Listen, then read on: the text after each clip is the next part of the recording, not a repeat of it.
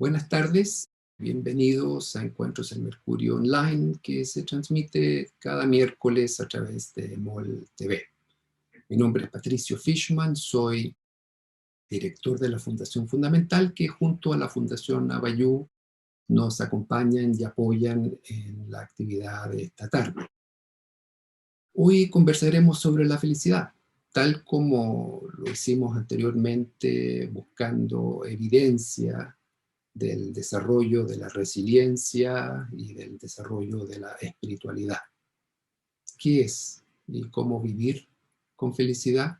Más que un tema, es un campo de estudios y de intervenciones. Es muy relevante para la salud mental y tendremos hoy el privilegio de conversar al respecto con el doctor Shahar.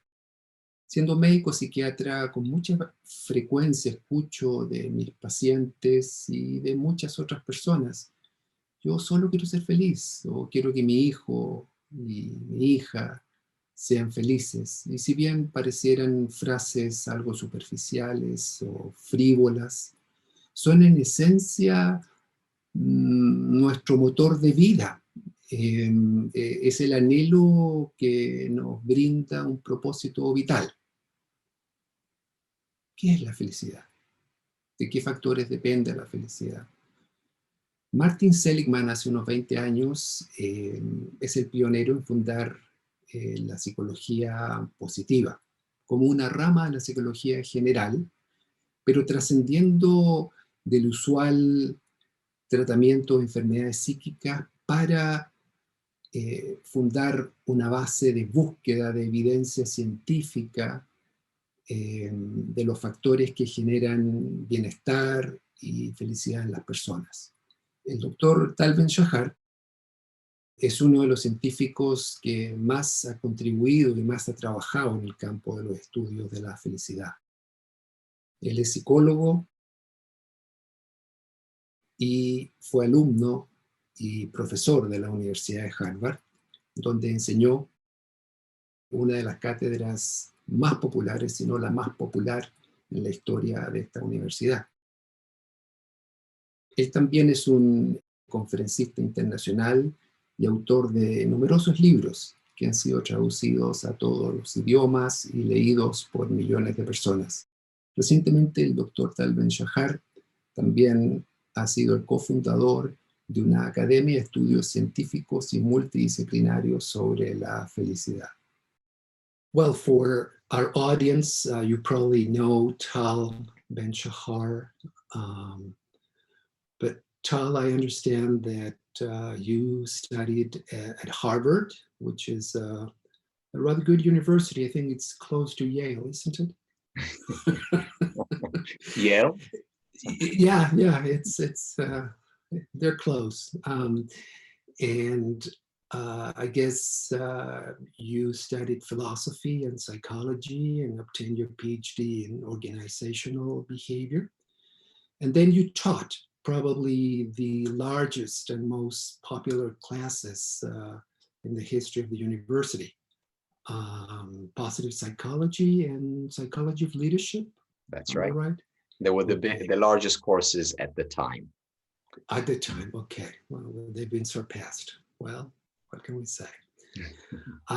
You're an author, and I believe that your books have been translated into more than 25 languages, maybe 26 now. Working on the 27th, Vietnamese. Okay. And my guess is that above everything else, you're a teacher, and you lecture around the world to people, to executives from multinational companies, to populations at risk, to us. And you lecture on leadership, happiness, ethics, resilience, innovation. What else? What am I missing? You know, I'll talk about anything to anyone. Whoever is prepared to listen, just give me a topic. I'm happy to speak about it. You know, one of my teachers, a philosophy teacher, when I was in my early 20s, said to me, Tal, you will know that you understand philosophy when you recognize the connection between pizza and politics. And his message is that everything is interconnected. Well, now that you mentioned that, could you connect me with your barber? Avi, I need a haircut. My wife has been my barber for the last 6 months, and I haven't had the chance to cut my hair. I need a few pieces of advice from Avi. Do you think you can get me an appointment with him? Yes, as you know, Avi is my barber. He was also my teacher, and I wrote a book about his wisdom. And apropos, everything is interconnected. We can find wisdom about different aspects of our lives in the barber shop, with our friends, in conversation. Right. Tal, we'll talk about many subjects now, but who are you as a person? Can you tell us who you are, where you come from? Yeah, so I think probably the characteristic that I see as most important for me and as defining me is that I'm a student. I've always been very curious. I guess I inherited it from my parents, and I've always wanted to learn. I've always been curious about things that are practical, things that I can use. So, even when I went into philosophy, I didn't go into philosophy to understand or gain knowledge for knowledge's sake. I went into philosophy because I thought it was practical. I went into psychology. Here it's easier to make the connection, but I went into psychology because I thought it was practical, because I could get answers to real life questions. And specifically, I went into philosophy and psychology because of a simple question that I had, or, why wasn't I happy? And the second question, how could I become happier?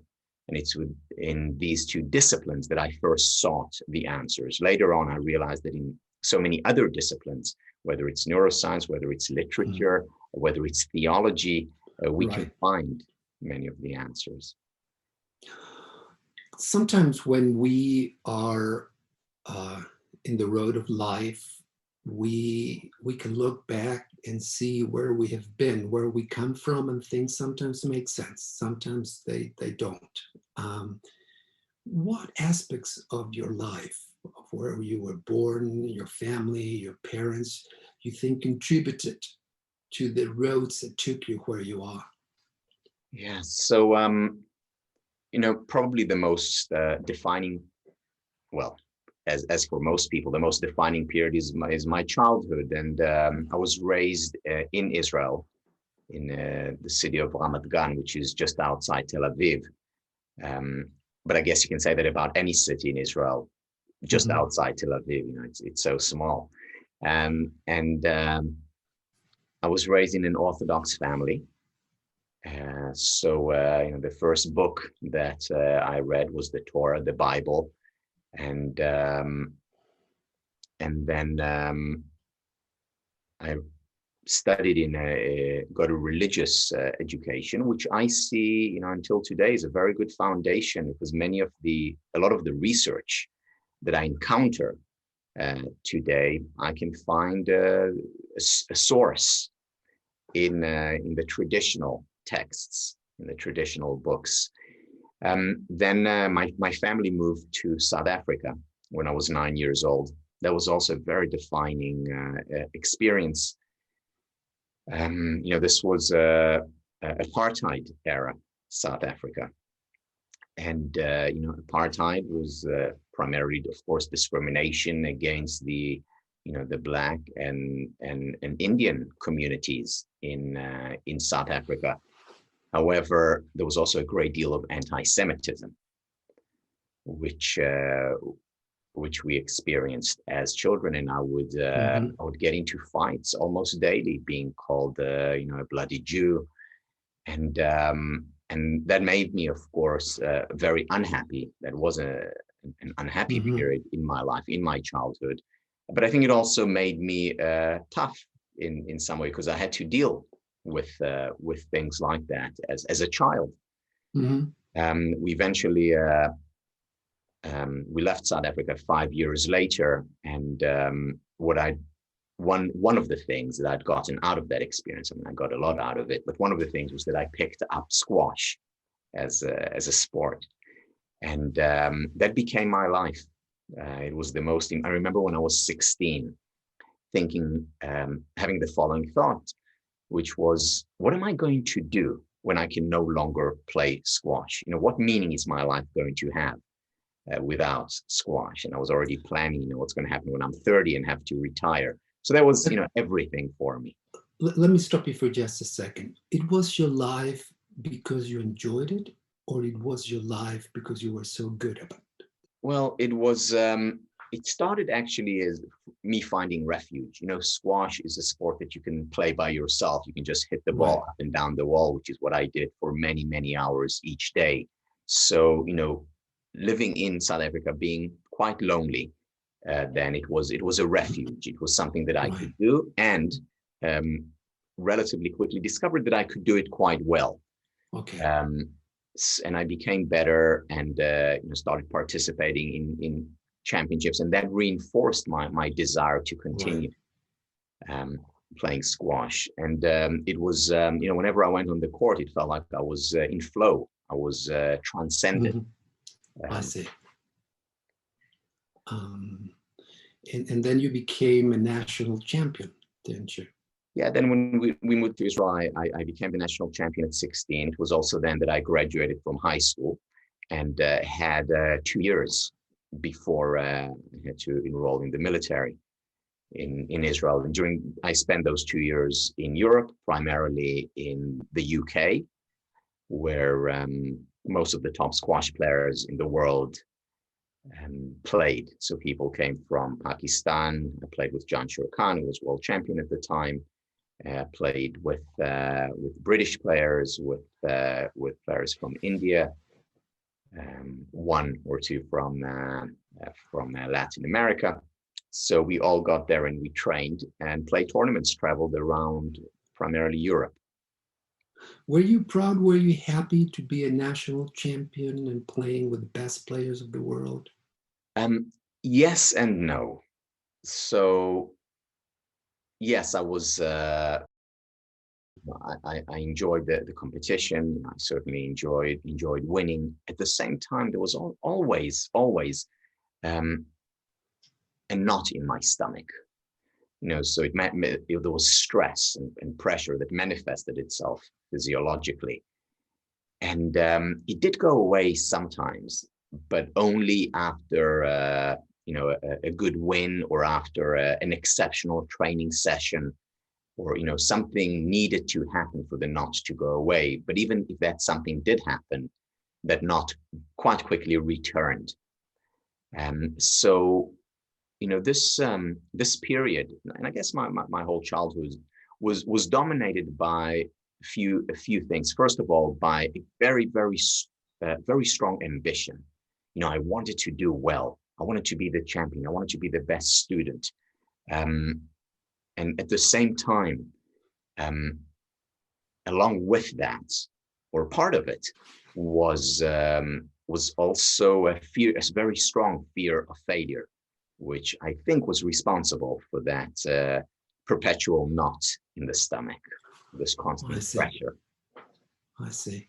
Some people say that happiness is determined, of course, by many factors, but I've seen some equations in which they say that genetics play a role, our hard work, the equipment that we come from the factory with, and then they mention willpower. That seems separate, but somehow I think willpower is also perhaps somewhat inherited.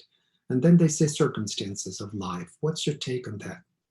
Yeah, so my take is yes. It's genetics, and it's circumstances, and it's also choices. So I always tell my students that I'm the right person to teach happiness, because I wasn't born with happy genes. So I was born rather with the anxious genes. Again, that not the manifestation of anxiety. And we can trace it back in our family generations and generations, going into our family history. So I did inherit that. I guess there is some genetic element. I guess circumstances added to that. Moving out of my home where I felt very comfortable, in Israel, and going to a place where I didn't know the language. I was a minority and a disliked minority. So of course that had an effect. These are strong circumstances for anyone, certainly for a 9-year-old or a teenager. And then there are choices. And it's like the story of the identical twins who are raised in an abusive family. They have identical circumstances, just about. They have exactly identical genes, and yet one deteriorates and falls, and the other rises and leads an exemplary life. We still have a choice. And I see throughout my life, these points. I mean, at every moment we have a choice, but there are also forks in the road that are more pronounced, where we can really choose: do I go here or there? And that, in the words of Robert Frost, makes all the difference. And the road less taken as well. Tal, happiness is such an attractive concept. It's magnetic. Sometimes I think of it as a more powerful drive than sexuality itself. It seems as it is at the core of our drives in life. Do you consider seeking happiness as the central drive in our lives? I certainly do. I subscribe to Aristotle's notion that happiness is the highest end, the end towards which all other ends lead. So yes, of course, sexuality is a powerful force, one of the powerful forces. The question is, why do we want sex? Why do we want relationships? Why do we want to be wealthy? Why do we want to be famous? All these things lead to the ultimate end because we believe, whether we're right or wrong, but we believe that they will make us happy, that they will contribute to our well-being. Okay.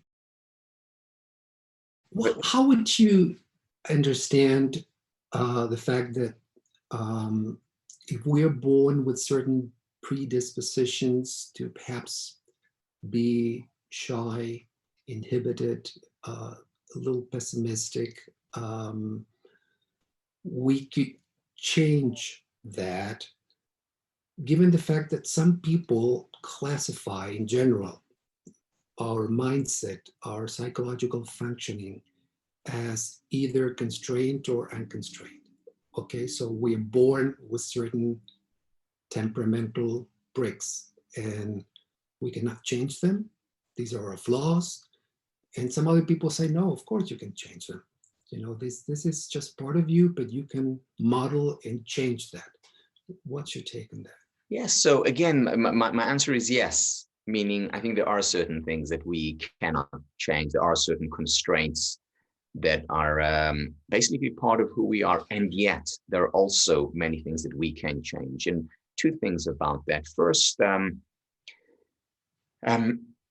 so to me, the most hopeful research coming out of the field of the science of happiness is research on neuroplasticity, showing that, we can change our brain, that it's not fixed.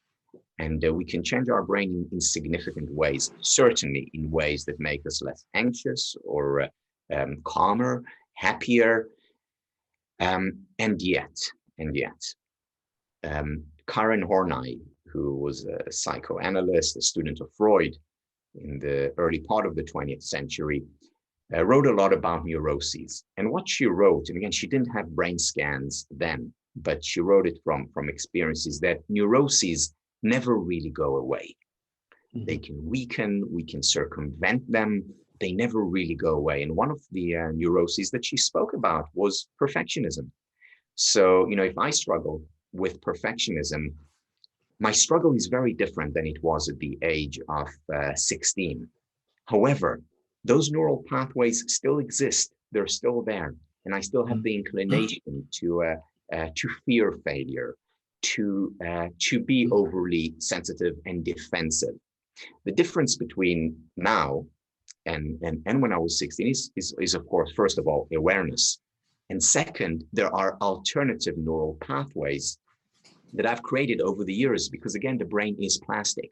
And these are neural pathways such as more acceptance and openness towards failure, more acceptance and openness towards imperfection, more acceptance of the and appreciation of life as a whole.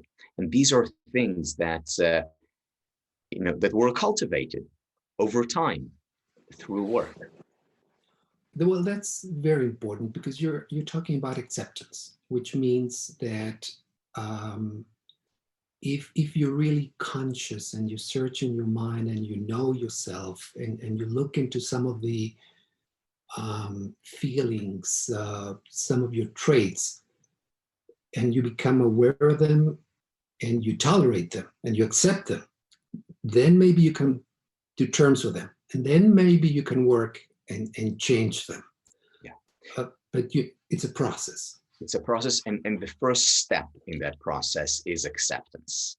When I started off in this field, I was hoping, okay, I'll know the material so well, and I'll just be able to get rid of perfectionism or get rid of sadness or anxiety or whatever it is that I was working with. And I've learned very quickly, whether it's by reading research, but first and foremost from research, in other words, from personal experience, that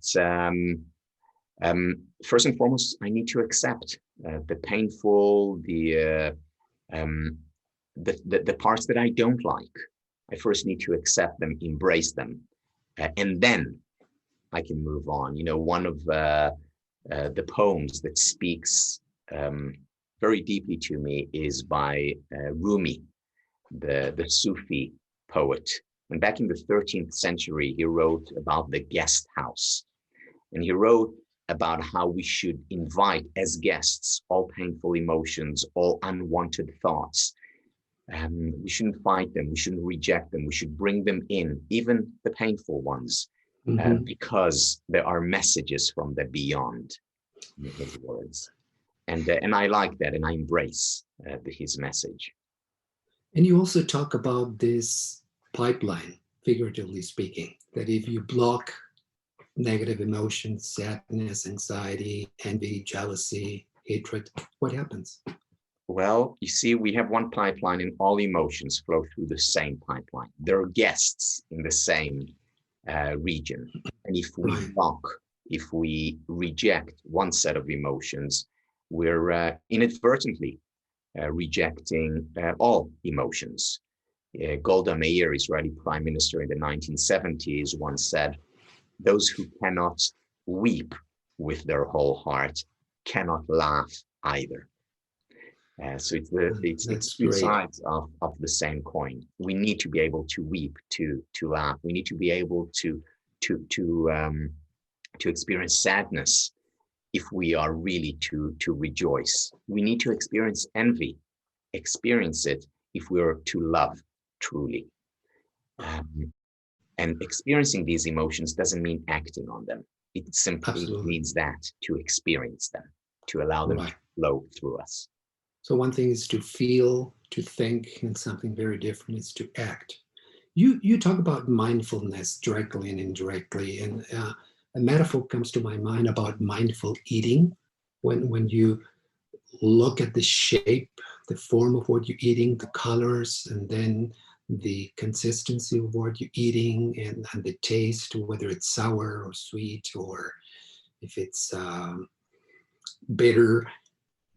And if you eat cautiously, then you can taste all those different flavors. And unless you do that, you just swallow and devour everything, and you cannot process it. How difficult it is for us in this hectic cacophony of life, to savor everything, the sour and the sweet.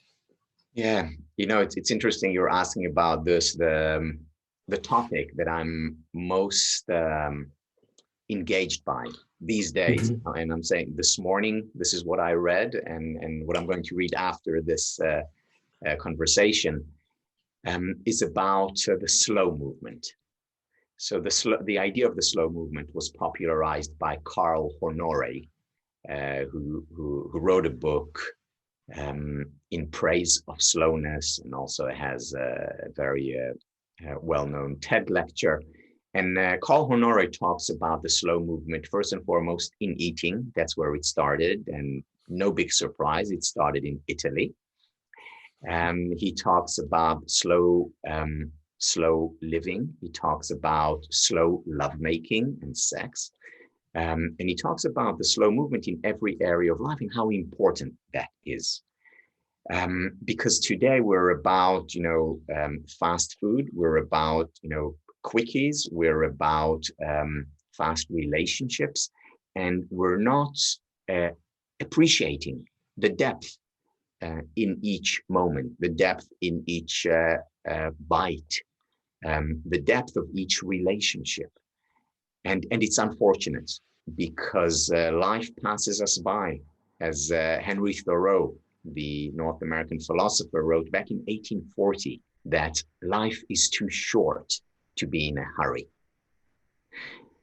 Today, life goes by even faster because the pace of life today is infinitely higher than it was back in the 1840s, and we need to slow down.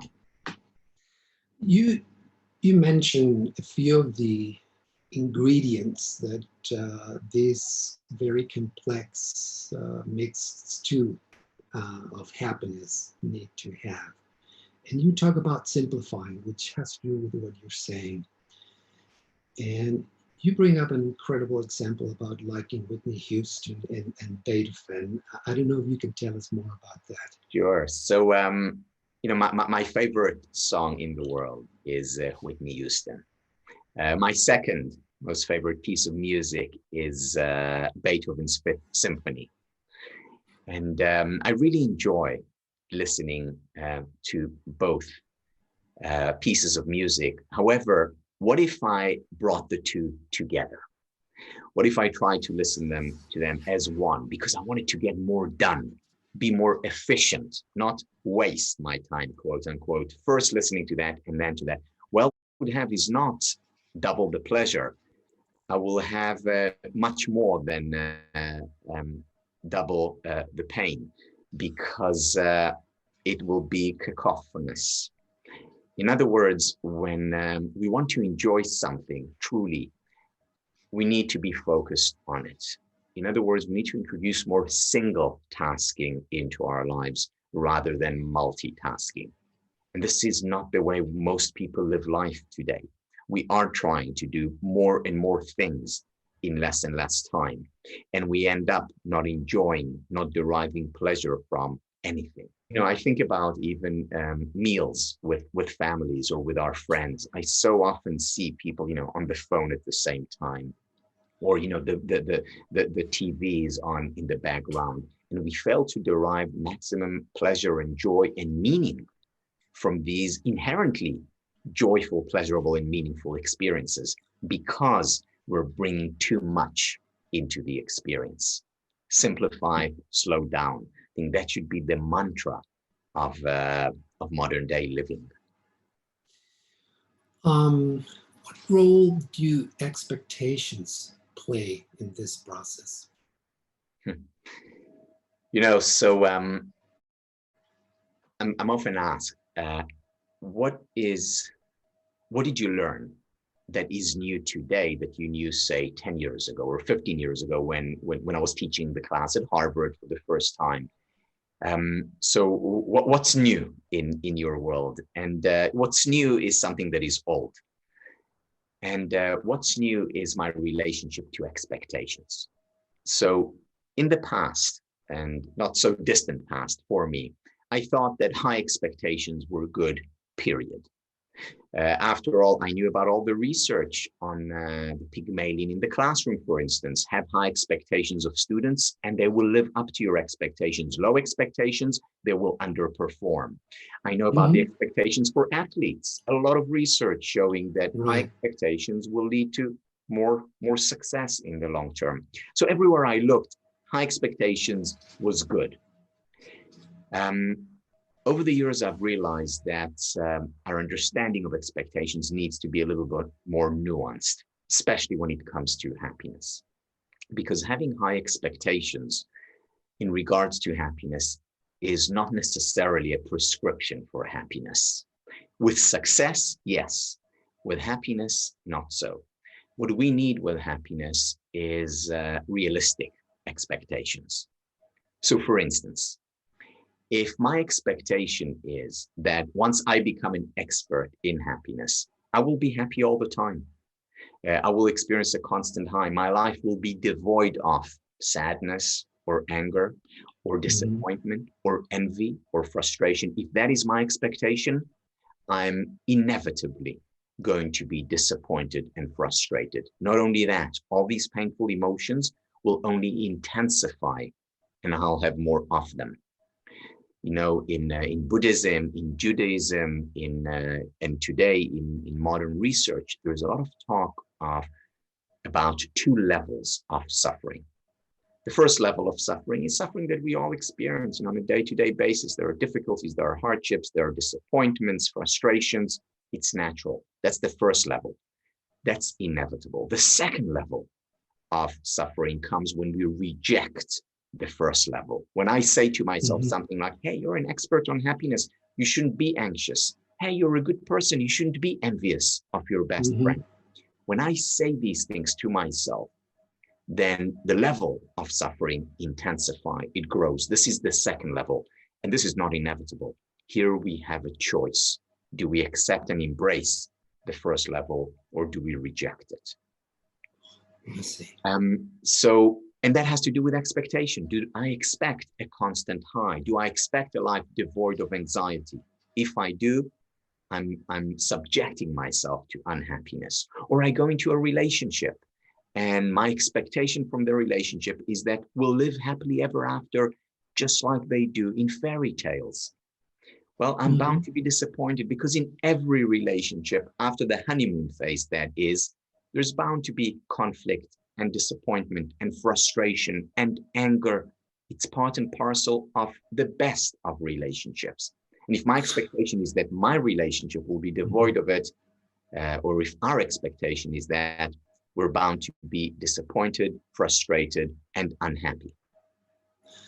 There are different terrains, so to speak, of people that receive the seeds of expectation. You know, we have world leaders, marketing, social networks that create expectations. Social networks know what you want. Political leaders need your vote, and they send the seeds to be planted. Why is it that some people are fertile ground for those seeds of expectations to flourish, and they follow those expectations, be them realistic or not. And some other people are ambitious, but ambitious not only in growing rich, but also stronger psychologically, physically, spiritually. And they seem to have sort of an internal locus of control, whereas the other people are still depending on the expectations that are themselves. Well, Patricio, you do depict two groups, and the two groups exist. However, I think that the group that falls for high expectations is much, much greater than the group that does not. I think most of us, at least some of the time, no, I would actually generalize here. I would say all of us, some of the time, fall into the trap of too high expectations. Why? Because it feels good. Why? Because we want to believe it. I mean, who doesn't want to believe in fairy tales? I mean, who doesn't want to live happily ever after? Who doesn't want to experience constant calm and contentment? This is why we're so attracted. This is to the self-help movement or the New Age movement. This is what these books promise us, the 5 steps, and then you will be like me, who's on the cover of the New York Times bestseller with my perfect smile. Or you will be like the person that you see on social media, who's always happy and has the best relationships, and even during quarantine is flourishing and thriving as they learn how to cook and how to be even more intimate with their perfect partner and family. We want these things. They appeal to us. They appeal to something which is very primal. What's people's attraction to religion in general? Because we want something that is perfect. Now, for some people, that yearning for perfection is stronger than others. Some people mature. I mean, what is one sign of maturity? One sign of maturity is when we realize that our parents are not perfect. And it hurts when we realize it. But that is a sign of maturity. Another sign of maturity is that we will never be perfect, or that our relationship will never be perfect. That often happens after midlife crisis. So, at different times, we grow, we mature when we let go of this perfect notion of these great expectations. But how can we let go of that if perfectionism and seeking perfection is the antidote to uncertainty and anxiety? I need a powerful father, a powerful president. I need God, and I need to believe that. How can I let that go? I need those expectations. Yeah, we do need those expectations, and we can still let them go. And when we let them go, it hurts. There are growing pains associated with that. And not only at one point, okay, and I've let it go, and now I'm feeling all great for the rest of my life. It's about accepting the fact that we will continuously experience pain because that perfection doesn't exist. And that is part of the human condition. The reason why in the research on happiness, we see a U shape. And that U shape is that, when we're, in our 20s, we're ambitious, things are going great. And then the happiness actually goes down and down and down. And on average, the worst place is around late 40s. Again, that's on average. It doesn't mean that it's for everyone. But then we become happier as we grow older. Why? Because as we grow older, we become more accepting. What usually happens in our mid to late 40s is that break that we realize, well, I won't be able to have it all. Not all the dreams that I had as a 3-year-old or as a 30-year-old will come true. I will not have that perfect life, relationship, world. And then later on we say, and that's okay. It doesn't mean that I cannot make a difference, that I cannot make a difference in my life, in others' life. It doesn't mean that I cannot lead a meaningful life. I can, not a perfect life, but a meaningful life. And then we come to terms with this imperfection. And again, we accept, we embrace. How can you understand some of the social crises going on, not only in Chile and in other countries, when, of course, political leaders can take advantage of what they think and what they say, but there's an underlying river of inequality and high expectations. And that leads to a feeling, on the one hand, of entitlement. Why is it that me, I'm a psychiatrist, and why is it that I am not world famous like you? Why is it that you're an author and you've written so many books? Why is it that you're so wise, like my daughter Ronit, who is a psychologist, and told me yesterday that Tal is great. I just love what he teaches us. And I felt terribly envious. And why is it that I cannot be equal to you? Why is it that I have high expectations that will never be met?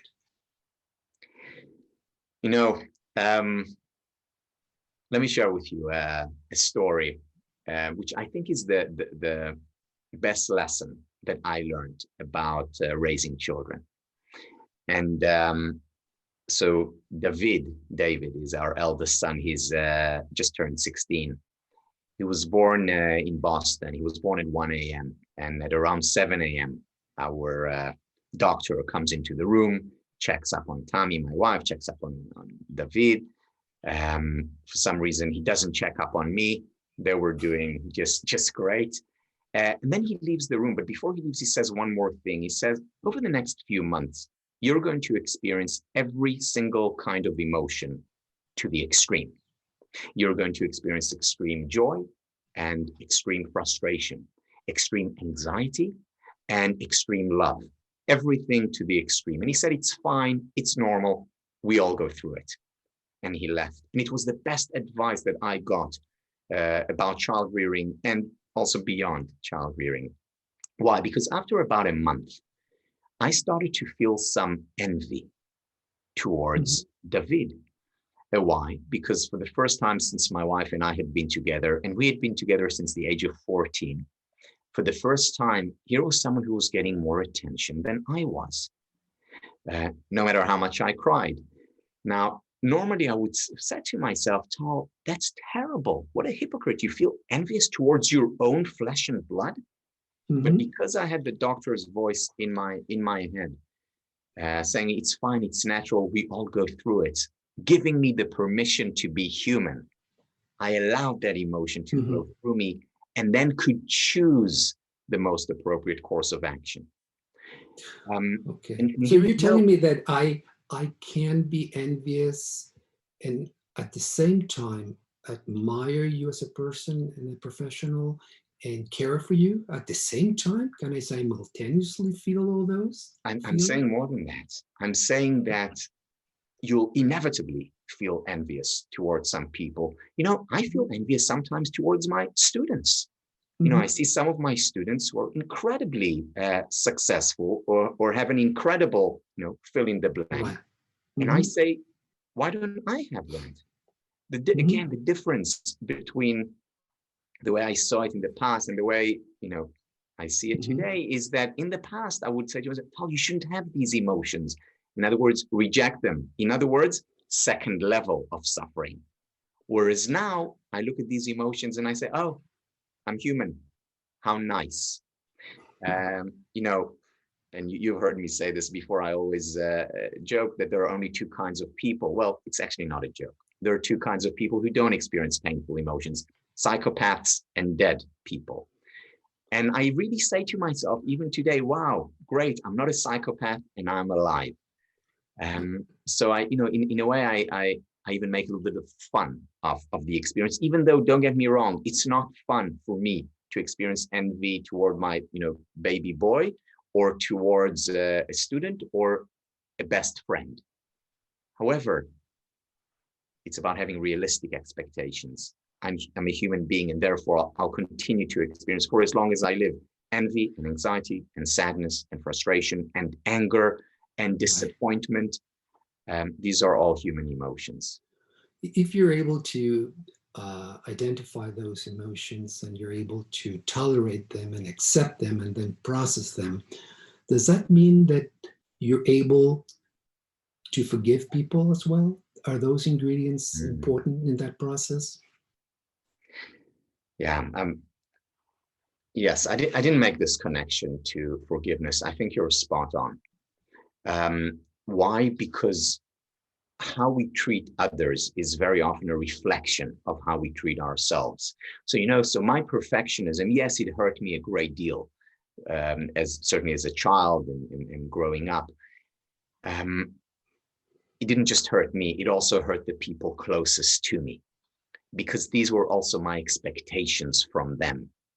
Unrealistic, unfair expectations. So if I'm more forgiving and more accepting towards myself, yes, of course, I will also be more accepting and more forgiving of others.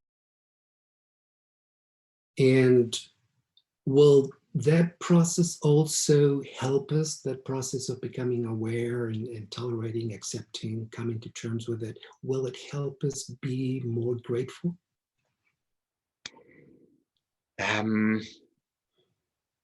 Yes, and So being more accepting, more tolerant will absolutely help us be more grateful. And being more grateful will also help us being more tolerant. So one of the antidotes, as I see it, to perfectionism, to unrealistic high expectations, is appreciation. This is why I'm a big fan of a very simple and well-known exercise, which is expressing gratitude. And I do it every night before going to bed. Express gratitude, even if I've had the worst of days. I still find things to be grateful for.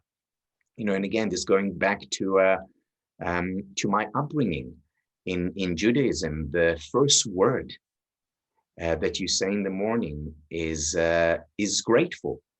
It's a prayer, Modeh, grateful I am. It's not I am grateful, you say grateful I am. So the powers that be that created this prayer wanted us to first say gratitude before we say the I. You speak about meaning, which is another very important, meaning and purpose, another very important ingredient in this happiness trail that we're all in. And you talk about capital M, lofty ideals, God, and you talk about the small m's. Can you illustrate us more about that? Yeah, the capital M, small m meaning is introduced by Viktor Frankl in the book, probably the first book that I would recommend anyone, Man's Search for Meaning, a book that certainly had a very deep and profound effect on me as on many other people. And the distinction he makes between capital M and small m meaning is between the meaning of life, that would be capital M, and the meaning in life. Now, the meaning of life for many people comes through religion. It comes, their desire to make the world a better place, to end poverty, to, overcome discrimination, whatever it is. That is the big M meaning, the meaning of life. And yet, it's not enough. And very often it doesn't even exist, but even if it does exist, it's not enough to sustain the day-to-day. We need the meaning in life. And that is the meaning in a conversation we have with a friend, meaning in the work that we do day in and day out. It's about finding meaning in our interaction with our family members, finding meaning in appreciating a plant or a flower. And it's these small experiences of meaning that add up and fill our lives with meaning. So ideally, we have the meaning of life, something, a goal that we aspire to, a big goal. However, even if we do have that, we also need the small goals, the small objectives, the moment by moment appreciation, the meaning that is inherent in what we do. That's so very important. I think I told you that a few weeks ago I had a conversation with Edith Egger, who is a Hungarian-American psychologist who survived Auschwitz. And she mentioned, well, also being a disciple of Viktor Frankl, that her meaning in order to survive was being able to make it through the day, seeing another sunrise. That kept her alive. And she was able to survive. Sometimes when we are in danger, our automatic mechanism, an internal mechanism, kicks in, and we look for small wins, for small, meaningful experiences, because these are the things that will sustain us. Paradoxically, very often when we seemingly have it all, it is much more difficult to find those small meanings, those tiny appreciations. Why? Because the voice in our head tells us, how come you're not happy? You have everything.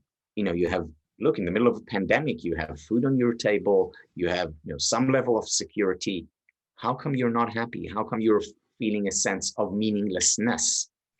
And then we don't give ourselves the permission to look for meaning in the small things, in the trivial things. And yet, these things are important for a person who's struggling and for a person who, at least from the outside, seems to be doing great. When we think about Viktor Frankl and Edith Eger, we think about resilience, and you talk about resilience a lot. And there's another term that came into the discussion which is anti-fragility, which speaks about something above and beyond resilience. Can you tell us more about that, please? Yeah, the topic of anti-fragility is something that I've been exploring a lot since COVID-19, since the pandemic. You know, anti-fragility is a term that was coined by Nassim Taleb, who's a professor from NYU, originally from Lebanon. And anti-fragility is essentially what I've come to see as resilience 2.0. So resilience 1.0 is the ability to bounce back. Resilience 2.0 is the ability to bounce back higher. In other words, it's about growing stronger from hardship, not simply recovering and going back to where we were. It's about growing stronger, better, happier, healthier as a result of our system being challenged. In the same way, for example, in anti-fragile processes, when we are working out in the gym, we work out in the gym, we put pressure, stress on our muscles, and they grow stronger as a result of this pressure and stress. This is an anti-fragile system. And as I see it, the whole field of happiness studies is about creating the conditions for anti-fragility. Nothing can ensure anti-fragility. Sometimes we break, but we can enhance the likelihood that we psychologically will be anti-fragile, that our families will be anti-fragile, that our organizations and ultimately nations will be anti-fragile. In other words, that they will grow from hardship rather than break as a result. Excellent. It's a wonderful example, because when you go to the gym and you're an athlete, you break down muscle fibers. Exactly. There's destruction of muscle fibers. There's pain. And then they grow. They multiply and they grow. And I think the same thing happens even from a neurobiological standpoint. You know, you were talking about circuits. We have antique circuits going there, but we build new circuits, and they come from hardship. They come from pain. They come from emotional pain. And you not only survive, you're not only resilient, you become stronger at facing other hardships in life. And I love the concept of anti-fragility. Is that something you're working on now, that you're writing about? Yes, so I am writing a book about happiness in difficult times, because many people have a misunderstanding of the field of happiness studies, thinking that it's just a luxury. It's just a field that's good for good times. Whereas the point that I'm making is that it's very much about strengthening us during difficult times as well. And happiness, or rather a happy life, as I mentioned, is not a life devoid of pain. A happy life is a life where we embrace, where we invite the painful emotions, painful thoughts as guests. I see. Well, that's a very important point, because having been trained in psychodynamic therapy and psychopharmacology, when positive psychology came to being, late 1990s, Martin Seligman, it opened a new window into working with your mind without having to be ill, without having a DSM diagnosis. But then one of the risks that I saw in that is that it was cornered for the well-being of people, just for those who were normal and wanted to be stronger. Is there a role of positive psychology in people that have neurobiological problems that will benefit from CBT? Is there a role in those people as well? So I think there is a role. However, However, it's very important. This is important for practitioners, whether they're positive psychologists or not, to understand positive psychology doesn't have all the answers. The science of happiness is not a panacea that can solve and resolve all issues. What it does do is it provides additional tools for the toolkit, whether it's of the therapist and whether it's of the expert in CBT or transpersonal psychologist or psychoanalyst. It provides important tools and techniques that can be used as well. It's not a standalone, it doesn't solve all the problems. The way I see it is, and I hope the way this is where psychology is going, that there wouldn't be a positive psychology, because that implies a negative psychology. I would like all the tools that are coming out of positive psychology to simply become part and parcel of this field of psychology. And this is what I teach as well, whether it's a class on positive psychology at Harvard, or whether it's the certificate in happiness studies through the Happiness Studies Academy. I bring these ideas from the different disciplines. Yes, from positive psychology, and from the work of Karen Horney, who was a psychoanalyst, and from the work of Viktor Frankl, who was a logotherapist, and from the work of Lao Tzu, who was a philosopher. Again, everything is interconnected, and we can look at each phenomenon from different perspectives. And the more perspectives we have, the more awareness, understanding we have, and therefore the more insight and ways in that we have. Such a wonderful way of summarizing that. As human beings, we are compartmentalized. It's like this is the neurologist, the psychologist, the psychiatrist, the sociologist.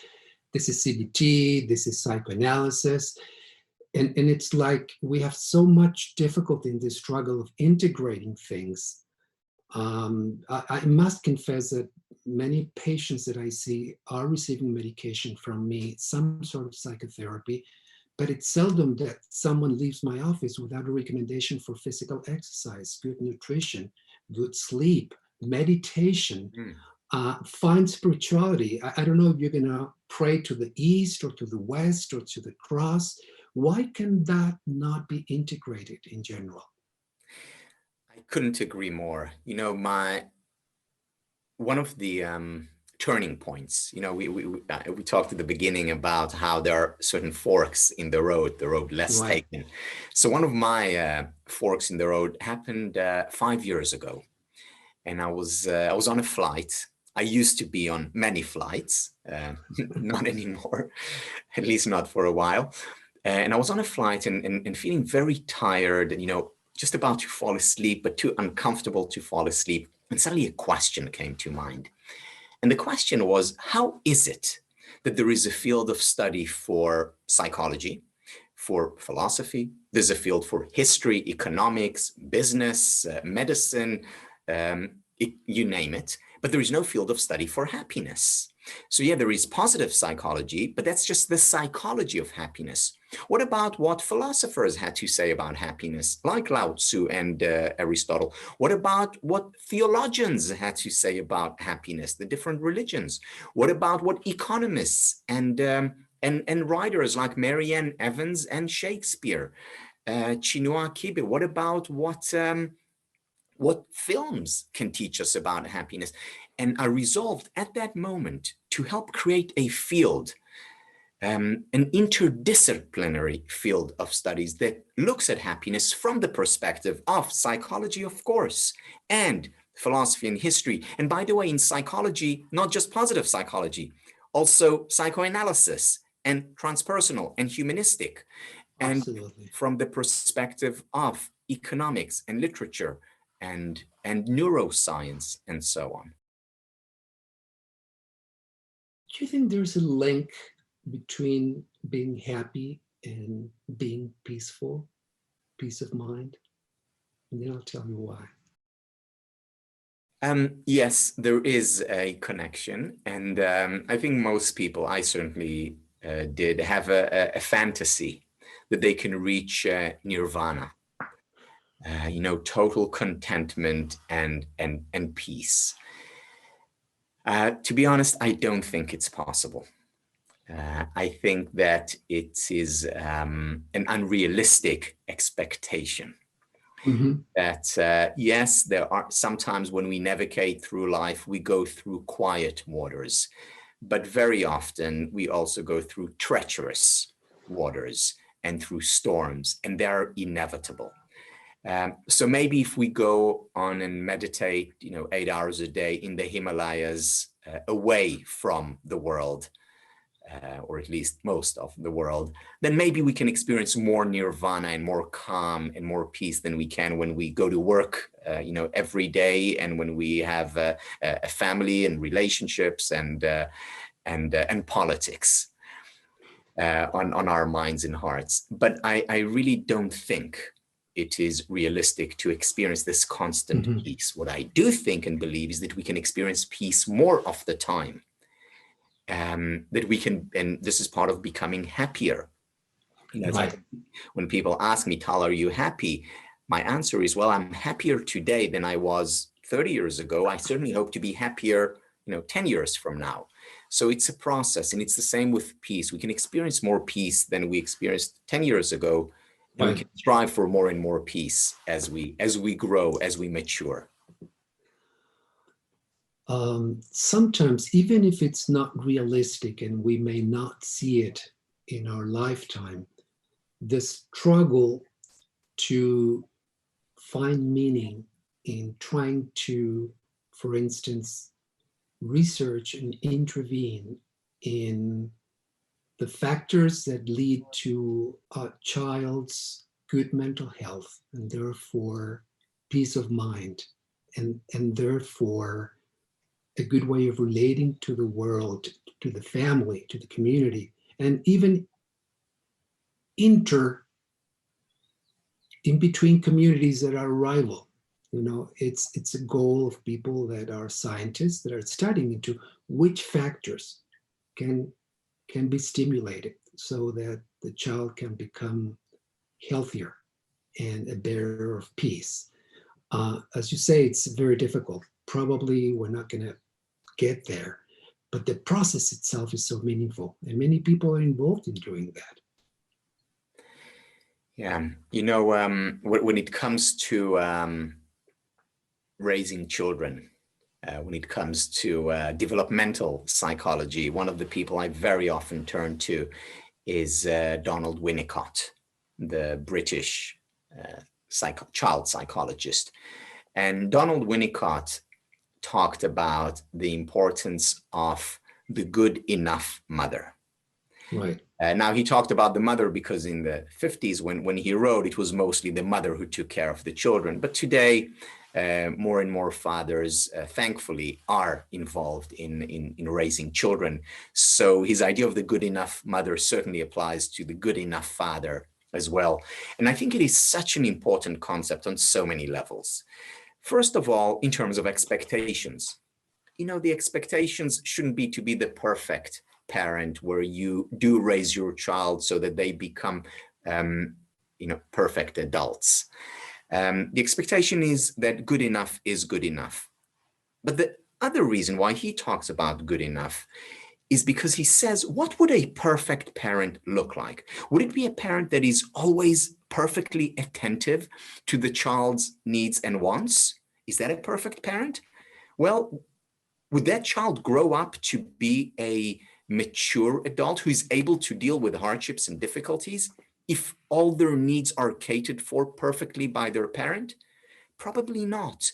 In other words, even when parents make mistakes, these mistakes potentially can turn into learning experiences for the child. So I don't know if such a thing as a perfect parent even exists.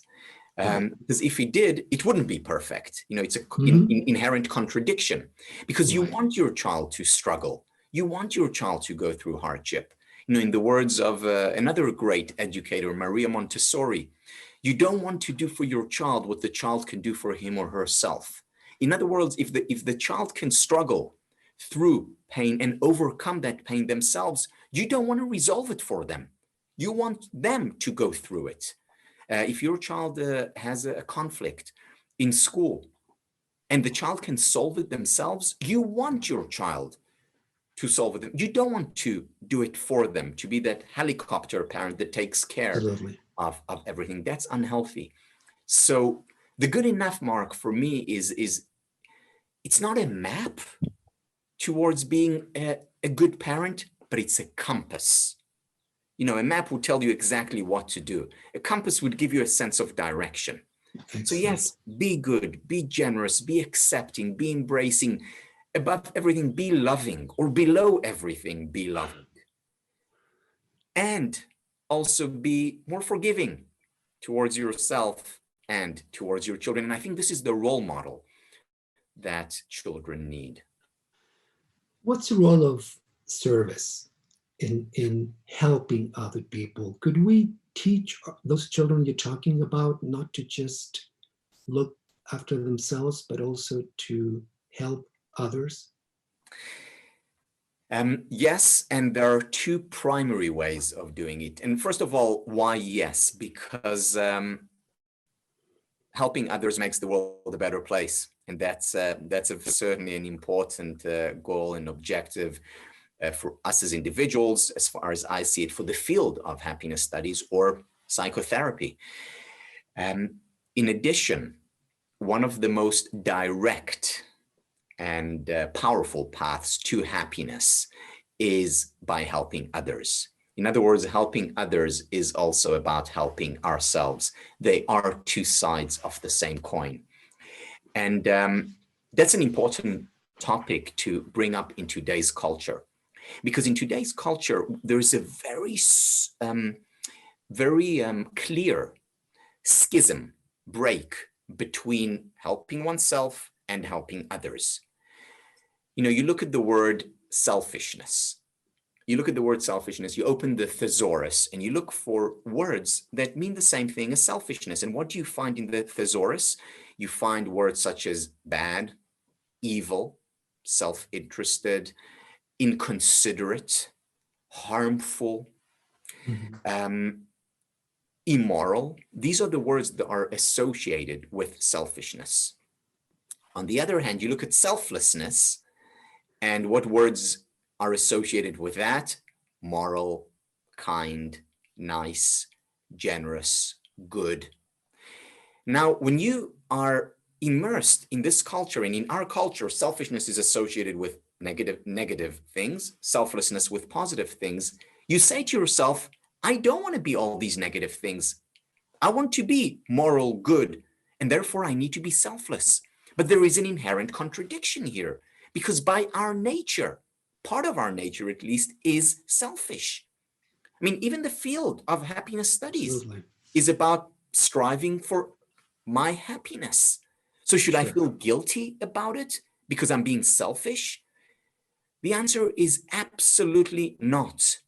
What we need to do is change the cultural understanding, the cultural schema that we have regarding selfishness, regarding striving towards a better life. For me, it's not a bad thing. On the contrary, because when I increase my levels of happiness, what I'm doing is I'm also becoming more generous, kinder. There is a very clear connection, and the research shows it, and we don't need research. When I increase my levels of well-being, when I feel good about myself, I'm more likely to contribute to others, to help others. In turn, when I help others, I'm also more likely to help myself to feel better. And when I feel better, I'm more likely to help others feel better, and on in an upward spiral of generosity. Rather than thinking about selfishness or selflessness, what I strongly urge people to do is think about self-fullness, which is about the integration of helping oneself and helping others. And in our traditions, we see this connection being made very clearly. For example, in Hebrew, which is my mother tongue, the word for give is Natan. Natan, the name Nathan comes from Natan. Right. Natan, what's unique about it is that it's a palindrome, meaning it's read the same left to right and right to left. N-A-T-A-N, or in Hebrew, Nun Taf Nun. And there is a very strong message here that says that when we give, we also receive. When we receive, we also give. There are two sides of the same coin. You look at the foundation of most religions, whether it's certainly the, well, not only, whether it's Judaism, Christianity, Islam, Confucianism, the foundation is the golden rule. And the golden rule is something to the effect of, or a variation of, do not do unto others what you would not do unto yourself, or love thy neighbor as you love thyself. What is the foundation of that? Right. Self-love. There is nothing wrong with that. It is the foundation of the love of others. There are two sides of the same coin. Wonderful. It's about selffulness. Wonderful. It's so difficult to integrate things, but I'm going to challenge you. Can you tell me your free associations if I mention God, death, and legacy? Independently or all at once? Oh, it's more difficult, all at once. All at once. Well, I asked for it, right? I said that everything is interdependent. So Right. God, death, and legacy. And legacy, right. The moment. Why the moment? Because in the moment, we have the potential for eternity.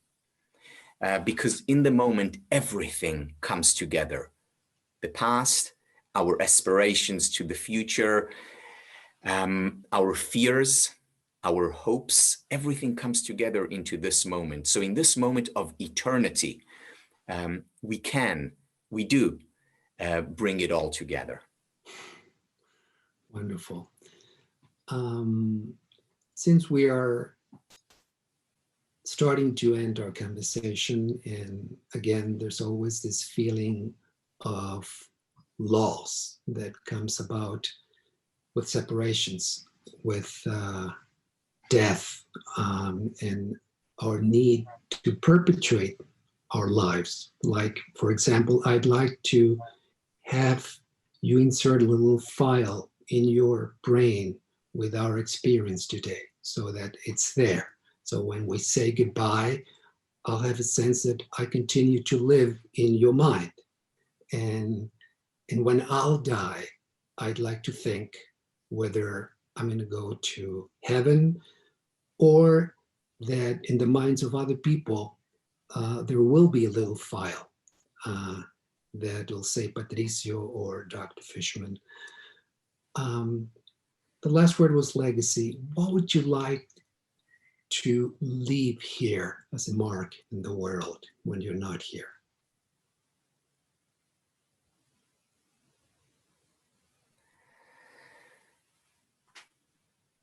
For people to be more accepting of their own humanity and of others' humanity, to truly give themselves and others the permission to be human. That's great, Tal. Thank you so much. I really appreciate your sharing with us this time and your knowledge and your wisdom. And for the last little message for our audience, people in Chile, like everywhere else in the world, going through these very, very difficult times, if you could just leave us with a final message. The final message is a message, and I'm going to go cliche here. It's the message of hope.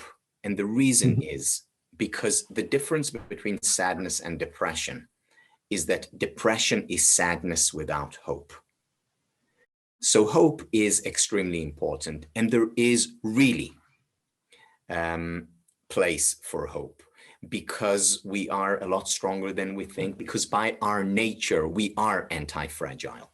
And what we need to do is simply, or not so simply, create the conditions, put them in place so that we can grow from this hardship or any other hardship that we experience in our lives. Just like muscles grow from difficulties, so can our psychological well-being.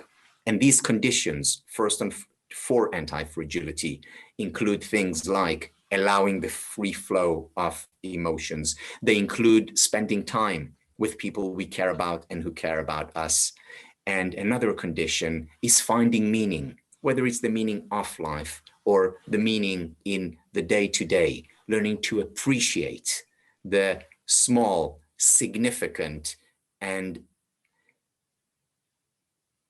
potentially life-changing things that happen, that unfold at every minute within us and around us. Tal, thank you so much for sharing your wisdom and hope with us. Thank Goodbye. you.